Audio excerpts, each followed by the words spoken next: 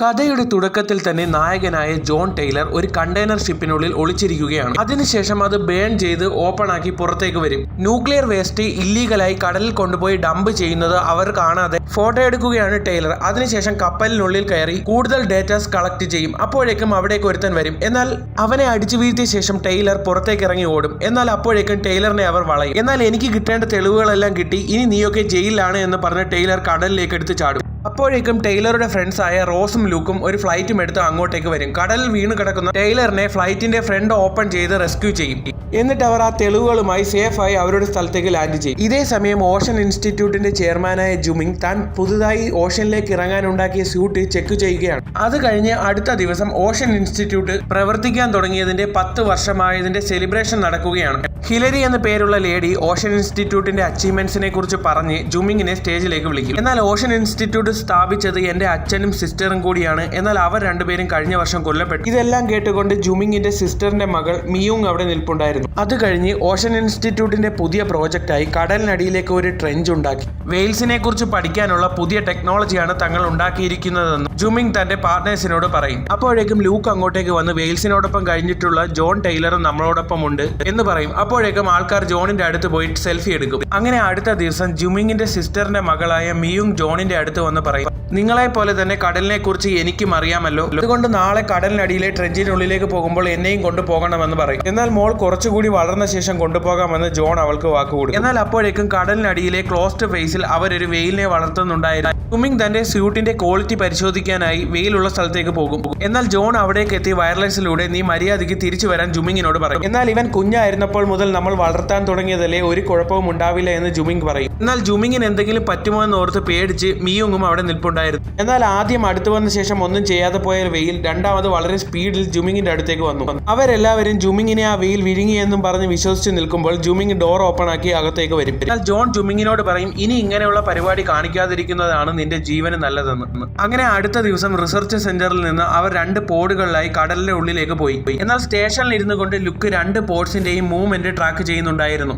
എന്നാൽ അപ്പോഴാണ് അവർ കാണുന്നത് ആരും കാണാതെ മിയൂങ്ങും ആ പോർട്സിനുള്ളിൽ കയറിയിട്ടുണ്ടായിരുന്നു. മിയൂങ്ങിനെ കണ്ട ജോൺ നീ എന്തിനാണ് പറയാതെ വന്നതെന്ന് ചോദിച്ച് മിയൂങ്ങിനെ സേഫായി ഇരുത്തുമ്പോൾ പെട്ടെന്ന് ഒരു വെയിൽ അങ്ങോട്ടേക്ക് വരും. ഒരു വെയിൽ തങ്ങളുടെ റഡാറിൽ പെട്ടു എന്ന് ജോൺ സെന്ററിലുള്ളവർക്ക് ഇൻഫർമേഷൻ കൊടുക്കുമ്പോൾ ഞങ്ങൾ പറയുന്നതനുസരിച്ച് മൂവ് ചെയ്താൽ മതി എന്ന് റോസും ലുക്കും സെന്ററിൽ ഇരുന്നുകൊണ്ട് പറയും. എന്നാൽ അപ്പോഴേക്കും ആ വെയിൽ അവരെ അറ്റാക്ക് ചെയ്യാൻ വരുമ്പോഴേക്കും അവർ ഒരു നിവർത്തിയും ഇല്ലാതെ ആ ട്രസ്റ്റിന്റെ ഉള്ളിലേക്ക് കയറും. വെയിൽ പോയ ശേഷം അവർ ആ ട്രസ്റ്റിന്റെ താഴേക്ക് വരും.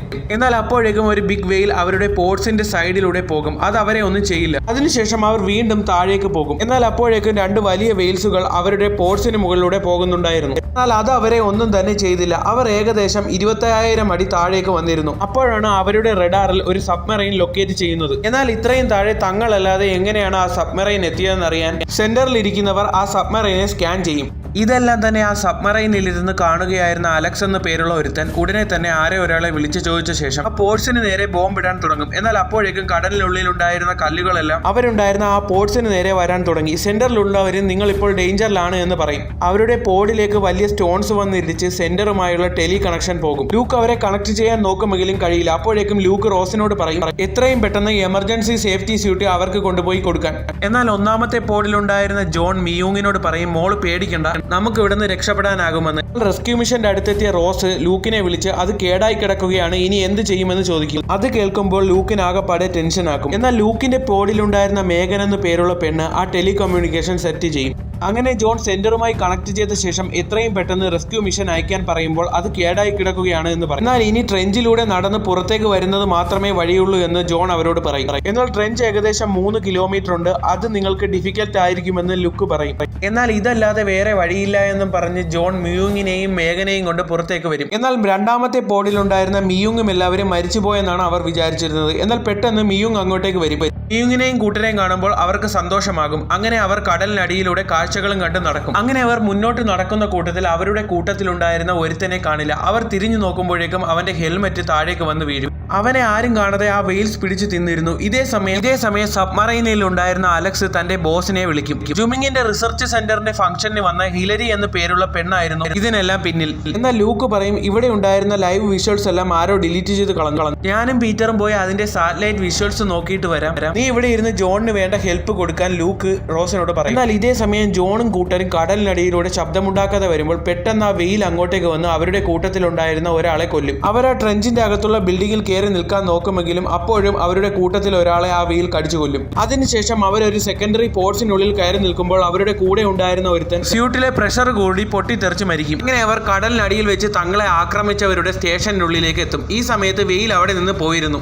ഇനി അവരിൽ ജീവനോടെ ഉള്ളത് ജോണും മിയൂങ്ങും ജുമിങ്ങും മേഘൻ എന്ന പേരുള്ള പെണ്ണുമാണ്. അങ്ങനെ ജോൺ ആ സ്റ്റേഷനിലുള്ള വില്ലന്മാരെ അറ്റാക്ക് ചെയ്യാനായി വരുമ്പോൾ അവിടെ ഇരിക്കുന്ന മെറ്റൽസ് കണ്ട ജുമിങ് പറയും ഇത് അവർ കടലിനുള്ളിൽ നിന്ന് എക്സ്ട്രാക്ട് ചെയ്തെടുത്തതായിരിക്കും, ഇതിനു വേണ്ടിയായിരിക്കും അവർ നമ്മളെ അറ്റാക്ക് ചെയ്തതെന്ന് പറയുമ്പോൾ അവരുടെ സ്റ്റേഷനിൽ നിന്ന് റോസ് അവരെ കണക്ട് ചെയ്യും. നിങ്ങൾ ഇപ്പോൾ ഉള്ള ശത്രുക്കളുടെ സ്റ്റേഷനിൽ നിന്ന് പുറത്തു വരാനുള്ള വഴി ഇതാണെന്നും പറഞ്ഞ് ഒരു ബ്ലൂ പ്രിന്റ് അവർക്ക് അയച്ചു കൊടുക്കും. അങ്ങനെ റോസ് പറഞ്ഞതനുസരിച്ച് അവർ അതിന്റെ ഉള്ളിലേക്ക് വരും. എന്നാൽ അവിടെ എത്തുമ്പോഴേക്കും അതൊരു ട്രാപ്പ് ആയിരുന്നു. രണ്ടു ഭാഗവും ലോക്കായി അവർ അതിനുള്ളിൽ കുടുങ്ങും. അപ്പോഴേക്കും റോസ് അവരെ കണക്ട് ചെയ്യും. അതിനുശേഷം നിങ്ങളെ ഞാൻ ട്രാപ്പ് ചെയ്തിരിക്കുകയാണ്, മെറ്റൽസ് കടലിനടിയിൽ നിന്ന് കളക്ട് ചെയ്യാൻ അവരെ അനുവദിച്ചാൽ അവർ നമുക്ക് ആവശ്യം പോലെ പണം തരുമെന്ന് റോസ് അവരോട് പറയും. എന്നാൽ ഇത് കേട്ട് ദേഷ്യം വന്ന ജോൺ പറയും നിന്നെ കാരണം കൂടെ ഉണ്ടായിരുന്ന 3 പേരാണ് മരിച്ചത്, നിന്നെ ഞാൻ വെറുതെ വിടുമെന്ന് തോന്നുന്നുണ്ടോ എന്ന് റോസിനോട് ചോദിക്കും. എന്നാൽ ജോണും കൂട്ടരും നിൽക്കുന്ന സ്ഥലത്തേക്ക് വെള്ളം തുറന്നുവിട്ട ശേഷം 2 ഡോറും അവർ ക്ലോസ് ചെയ്യും. എന്നാൽ അപ്പോഴേക്കും ജുമിങ് ജോണിനോട് പറയും ഇതിൽ നിന്ന് നമ്മളെ രക്ഷിക്കാൻ നിനക്ക് മാത്രമേ കഴിയുള്ളൂ എന്ന്. ജോൺ ഉടനെ തന്നെ വെള്ളം നിറഞ്ഞ മറ്റൊരു പോഡിലേക്ക് ചാടിക്കയറിയ ശേഷം വാട്ടർ ഓഫ് ചെയ്യാനുള്ള സിസ്റ്റം അന്വേഷിച്ച് ആ സ്റ്റേഷന്റെ അകത്തേക്ക് പോയി. എന്നാൽ സ്റ്റേഷന്റെ അകത്തെത്തിയപ്പോൾ അവരെ അറ്റാക്ക് ചെയ്ത അലക്സ് അവിടെ ഉണ്ടായിരുന്നു. അങ്ങനെ അലക്സും ജോണും തമ്മിൽ ഫൈറ്റ് ആകും. എന്നാൽ ഇതേ സമയം ജുമിങ്ങും കൂട്ടരുമുള്ള സ്ഥലത്തെ വെള്ളം കൂടി വന്നു. അലക്സിനെ അടിച്ചു വീഴ്ത്തിയ ശേഷം ജോൺ ആ വാട്ടർ റിമൂവ് ആവാനുള്ള ബട്ടൺ ഓൺ ആക്കും. അപ്പോഴേക്കും ജുമിങ്ങും കൂട്ടരും ഉണ്ടായിരുന്ന സ്ഥലത്തെ വെള്ളമെല്ലാം പുറത്തേക്ക് പോകും. ഉടനെ തന്നെ അലക്സ് അങ്ങോട്ടേക്ക് ഓടിയെത്തും. ബോധമില്ലാതെ കിടന്ന എല്ലാവരെയും അലക്സ് രക്ഷിക്കും. ഇതേ സമയം സാറ്റലൈറ്റ് റൂമിൽ പോയി വിഷ്വൽസ് ചെക്ക് ചെയ്യുകയായിരുന്ന ലൂക്കും പീറ്ററും ഇതിനെല്ലാം പിന്നിൽ റോസ് ആണെന്ന് മനസ്സിലാക്കും. അപ്പോഴേക്കും കടലിനടിയിലുണ്ടായിരുന്ന ജോണും ടീമും അവിടെ നിന്നൊരു പോഡും എടുത്ത് തങ്ങളുടെ സെന്ററിലേക്ക് വരും. എന്നാൽ ലൂക്കും പീറ്ററും താനാണ് ഇതിന് പിന്നിലെല്ലാം എന്ന് മനസ്സിലാക്കിയ റോസ് തന്റെ ആളുകളെയും കൊണ്ട് അവരെ കൊല്ലാനായി വരും. എന്നാൽ പീറ്ററിന്റെ കയ്യിലുണ്ടായിരുന്ന പെപ്പർ സ്പ്രേ അടിച്ച് അവരെ എല്ലാം അടിച്ചു വീഴ്ത്തിയ ശേഷം ലൂക്കും പീറ്ററും അവിടെ നിന്ന് എസ്കേപ്പ് ആകും. എന്നാൽ തിരിച്ച് തങ്ങളുടെ സ്റ്റേഷനിലെത്തുന്ന ജോണും ടീമും ലൂക്കിനെയും പീറ്ററിനെയും എങ്ങനെയെങ്കിലും റോസിന്റെ കയ്യിൽ നിന്ന് രക്ഷപ്പെടുത്തി കൊണ്ടുപോകണമെന്നും പറഞ്ഞ് സ്റ്റേഷന്റെ അകത്തേക്ക് കയറും. എന്നാൽ അപ്പോഴേക്ക് ജോണിന്റെ കയ്യിൽ നിന്ന് അടി കൊണ്ട അലക്സും റോസിന്റെ അടുത്തേക്ക് എത്തിയിരുന്നു. റോസിന്റെ ലവർ ആയിരുന്നു അലക്സ്. ഇതേസമയം മെയിൻ വില്ലത്തിയായ ഹിലരി റോസിനെ വിളിച്ച് കാര്യങ്ങളൊക്കെ പറയും. എന്നാൽ എനിക്കിപ്പോൾ അവിടെയുള്ള എന്റെ ആളുകളെ നിയന്ത്രിക്കാൻ ഒരാളെ ആവശ്യമുണ്ട്, ഇതിന് പറ്റിയ ആളാണ് നീ എന്ന് ഹിലരി റോസിനോട് പറയും. എന്നാൽ അപ്പോഴേക്കും ആ വെയിൽ അങ്ങോട്ടേക്ക് വന്ന് റോസിനെ വിഴുങ്ങും. ഇത് കണ്ട അലക്സ് അവിടെ നിന്ന് ഓടി രക്ഷപ്പെടും. ഈ തക്കം നോക്കി ജോണും ടീമും പീറ്ററിനെയും ലൂക്കിനെയും കൊണ്ട് അവിടെ നിന്ന് രക്ഷപ്പെടും. എന്നാൽ അവിടെ വെയിലുള്ളത് കൊണ്ട് തുഴഞ്ഞാണ് അവർ പോയത്. എന്നാൽ പെട്ടെന്ന് ആ വെയിൽ അങ്ങോട്ടേക്ക് വന്ന് അവരുടെ ബോട്ടിനെ ചുറ്റാൻ തുടങ്ങും. എന്നാൽ ഇതേ സമയം തന്റെ ശിങ്കിടികളെ അലക്സ് ജോണിനെ കൊല്ലാനായി പറഞ്ഞയക്കും. ജോൺ അപ്പോൾ വെയിലിനെ കൊല്ലാനായി ഒരു ബോംബൊക്കെ സെറ്റ് ചെയ്തുകൊണ്ടിരിക്കുകയാണ്. അവന്റെ കൂടെയുള്ളവരൊക്കെ ചോദിക്കും ഇത് വർക്ക് ആകുമോ എന്ന്. എന്നാൽ അപ്പോൾ ജുമിൻ പറയും ഇവിടെ അടുത്ത് ഫൺ ഐലൻഡ് എന്ന് പറയുന്ന ഒരു ഐലൻഡ് ഉണ്ട്, ഈ വെയിൽസ് അങ്ങോട്ടേക്ക് എത്തുകയാണെങ്കിൽ അവിടെയുള്ള ആൾക്കാരെയൊക്കെ ഇത് കൊല്ലും, നമുക്ക് എത്രയും പെട്ടെന്ന് അവിടെ എത്തി അവിടെയുള്ള ആൾക്കാരെ മാറ്റണമെന്ന്. ഇതേ സമയം ഫൺ ഐലൻഡിൽ ഒരുപാട് ആളുകൾ അവരുടെ വീക്കെൻഡ് എൻജോയ് ചെയ്യുകയാണ്. ജോണും ജുമിങ്ങും ടീമും അവിടെയുള്ള ആളുകളെ രക്ഷിക്കാനായി അങ്ങോട്ടേക്ക് പോകും. എന്നാൽ അപ്പോഴേക്കും അലക്സും ആ മെയിൻ വില്ലത്തിയായ ഹിലരിയും അങ്ങോട്ടേക്ക് വരും. ഹിൽസിനെ കൊല്ലാനുള്ള എക്സ്പ്ലോസീവ് എടുക്കാൻ വേണ്ടിയാണ് അവർ അങ്ങോട്ടേക്ക് വന്നത്. എന്നാൽ അവർ അങ്ങോട്ടേക്ക് പോകുന്ന വഴിക്ക് എന്തോ ഒരു ശബ്ദം കേൾക്കും. എന്നാൽ അത് ഡൈനോസേഴ്സ് കുഞ്ഞുങ്ങളായിരുന്നു. അത് അവരെ അറ്റാക്ക് ചെയ്യാനായി വരും. ഡൈനോസേഴ്സ് വരുന്നു എന്ന് കേട്ട ഫൺ ഐലൻഡിൽ ഉണ്ടായിരുന്ന ആളുകളെല്ലാം കടലിലേക്ക് എടുത്ത് ചാടും. എന്നാൽ ജോണും ജുമിങ്ങും കൂട്ടരും അങ്ങോട്ടേക്ക് എത്തി നിങ്ങൾ ആരും കടലിലേക്ക് ഇറങ്ങല്ലേ എന്ന് പറയും. എന്നാൽ അതൊന്നും മൈൻഡാക്കാതെ അവരെല്ലാവരും പേടിച്ച് കടലിലേക്ക് എടുത്ത് ചാടും. എന്നാൽ ഇതേ സമയം പേടിച്ച് നിൽക്കുന്ന മിയൂങ്ങിനോട് ജോൺ പറയും മോൾ അവിടെ ആ ദൂരെ കാണുന്ന ടവറിൽ പോയി ഇരുന്നോ, ഞാൻ ഇവിടെയുള്ള ആളുകളെ എല്ലാം രക്ഷിച്ച ശേഷം അങ്ങോട്ടേക്ക് വരാമെന്ന് പറയും. എന്നാൽ ഇതേ സമയം കടലിലൂടെ ബോട്ടിൽ സഞ്ചരിച്ചു കൊണ്ടിരുന്ന 2 പേരെ വെയിൽസ് വിഴുങ്ങും. അതിനുശേഷം ആ വെയിൽസ് തീരത്തേക്ക് വന്ന് കടലിലേക്ക് ഇറങ്ങിയ ആൾക്കാരെ എല്ലാം വിഴുങ്ങും. എന്നാൽ മറ്റുള്ളവരെല്ലാം വെയിലിനെ കൊല്ലാനുള്ള എക്സ്പ്ലോസീവ് എടുക്കാനായി പോകുമ്പോൾ ഹിലരി ഒറ്റയ്ക്ക് ആ ഹെലികോപ്റ്ററിനുള്ളിലാകും. എന്തോ ശബ്ദം കേട്ട് ഹിലരി അവിടെയുള്ള ഗൺ എടുത്ത് തിരിച്ച് തന്റെ ഹെലികോപ്റ്ററിലേക്ക് കയറുമ്പോൾ ആ ഡിനോസർ ഹെലികോപ്റ്ററിൽ കയറി ഹിലറിയെ കൊല്ലും. എന്നാൽ ഇതിനിടയിൽ ലൂക്കും മെഗനും ആ ഡിനോസേഴ്സിന്റെ മുന്നിൽ പെടുമെങ്കിലും അത് കാണാതെ അവരവിടെ ഒളിച്ചിരിക്കും. എന്നാൽ ഇതേ സമയം ജോൺ ഞാൻ എങ്ങനെയെങ്കിലും ആ വെയിൽസിനെ കൊല്ലാമെന്ന് പറഞ്ഞ് അവിടെ ഉണ്ടായിരുന്ന ഒരു വാട്ടർ ബൈക്കും എടുത്ത് വെയിലിന്റെ പിന്നാലെ പോകും. എന്നാൽ ദൂരെ നിന്ന് അലക്സ് ഇതെല്ലാം കാണുന്നുണ്ടായിരുന്നു. എന്നാൽ വെയിലിന്റെ പിന്നാലെ പോയ അലക്സിന്റെ ബൈക്ക് നിന്നു പോവുകയും ജസ്റ്റ് മിസ്സിന് വെയിലിന്റെ വായിൽ പെടാതെ അലക്സ് രക്ഷപ്പെടുകയും ചെയ്യും. എന്നാൽ ഇതേ സമയം ജുമിങ്ങും മേഘനും ലൂക്കും എല്ലാവരും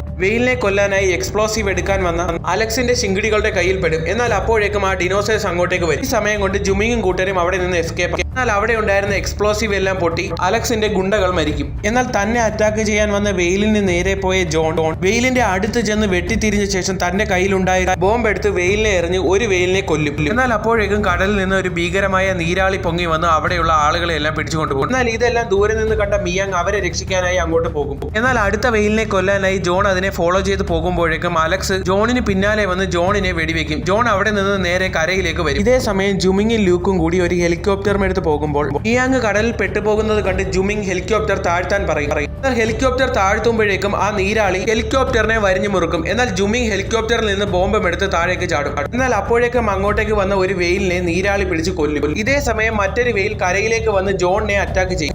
ജോൺ വെയിലിന്റെ കയ്യിൽ നിന്ന് രക്ഷപ്പെടുമ്പോഴേക്കും അലക്സ് അങ്ങോട്ടേക്ക് വന്ന് ജോണിനെ കൊല്ലാനായി ഒരുങ്ങും. ജോൺ അവിടെ ഉണ്ടായിരുന്ന കമ്പെടുത്ത് അലക്സിന്റെ കാലിലേക്ക് കുത്തിക്കയറ്റും. അപ്പോഴേക്കും ആ വെയിൽ അങ്ങോട്ടേക്ക് വന്ന് ജോണിനെ കടിച്ചെടുത്തോണ്ട് പോകും. എന്നാൽ അപ്പോൾ തന്നെ ആ ജെയിന്റ് നീരാളി ജുമിങ്ങിനെയും എടുത്ത് വെള്ളത്തിന്റെ അടിയിലേക്ക് പോകും. എന്നാൽ തന്റെ കയ്യിലുണ്ടായിരുന്ന ബോംബ് നീരാളിയുടെ കാലിൽ കുത്തിക്കയറ്റിയ ശേഷം ജുമിങ് അവിടെ നിന്ന് രക്ഷപ്പെടും. ജുമിങ് അവിടെ നിന്ന് ഹെലികോപ്റ്ററിൽ പെട്ടുകിടക്കുന്ന ലൂക്കിനെ രക്ഷിക്കാനായി പോകുമ്പോൾ ആ ഷാർക്ക് അങ്ങോട്ടേക്ക് ചെല്ലും. എന്നാൽ കരയിൽ നിന്നുകൊണ്ട് ജോൺ വെയിലിനെ ഡിസ്ട്രാക്ട് ചെയ്യുമ്പോൾ വെയിൽ ജോണിന്റെ അടുത്തേക്ക് വരും. ജോണിനെ കൊല്ലാനായി വെയിൽ ആക്രോശിച്ച് വരുമ്പോൾ ജോൺ തന്റെ കയ്യിലുണ്ടായിരുന്ന കമ്പി വെയിലിന്റെ വായിലേക്ക് കുത്തിക്കയറ്റും. അതിനുശേഷം അവിടെ ഉണ്ടായിരുന്ന ആൾക്കാരെ എല്ലാം റെസ്ക്യൂ ചെയ്ത ശേഷം എല്ലാവരും കൂടി സന്തോഷത്തോടു കൂടി ബീച്ചിൽ ഇരിക്കുകയാണ്. ഈ ഒരു സീനോട് കൂടി ഈ സിനിമയുടെ അവസാനിക്കുകയാണ്. കഥ ഇഷ്ടമായെങ്കിൽ ചാനൽ സബ്സ്ക്രൈബ് ചെയ്യുന്ന കാര്യം കൂടി ഒന്ന് പരിഗണിക്കണം.